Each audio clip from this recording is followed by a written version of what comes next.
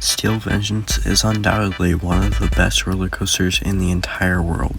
Most roller coaster enthusiasts actually say it is the best roller coaster they've ever rode, with its lengthy layout, sustained airtime, and mind-boggling inversions.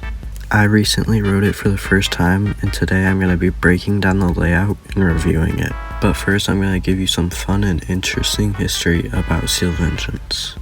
Mean Streak opened in 1991 as a wooden roller coaster that stood 161 foot tall, had a drop of 155 feet, and reached a top speed of 65 miles per hour. It also featured 5,427 feet of headache-inducing track, making it the tallest and fastest wooden roller coaster at the time. It also featured the longest drop on a wooden roller coaster.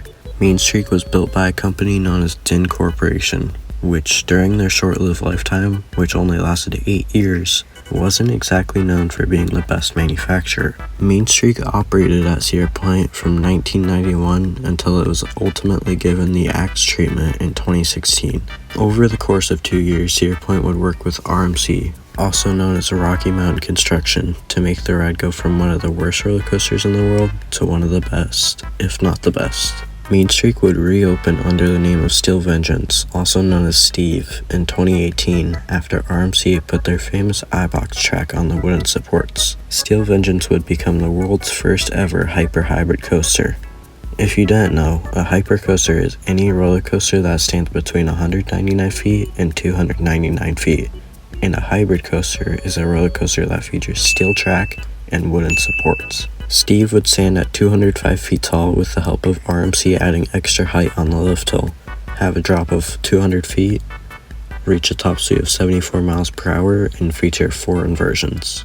Oh, I forgot to mention, it broke 10 world records when it opened.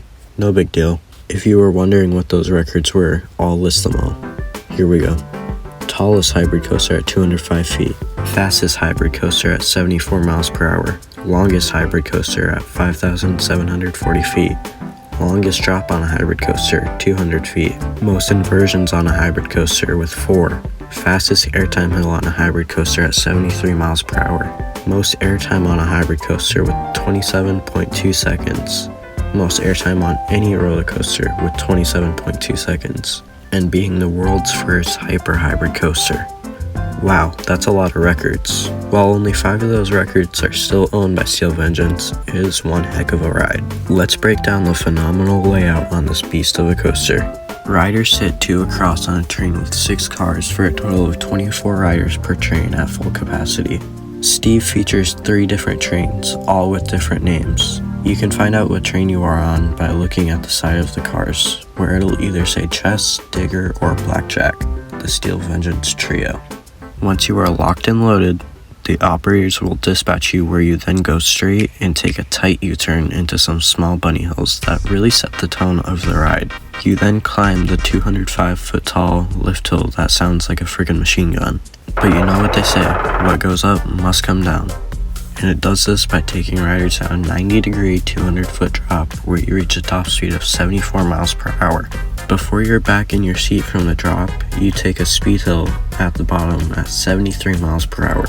Yeah, if that sounds insane, it is.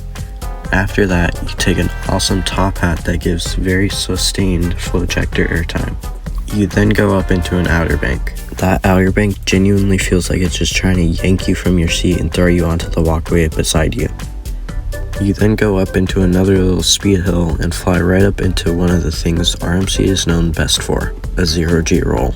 After the roll, you go into a weird little segment of like wave turns or something, which if you're sitting on the right, it's fun to look at the ground during, but it's kind of just there.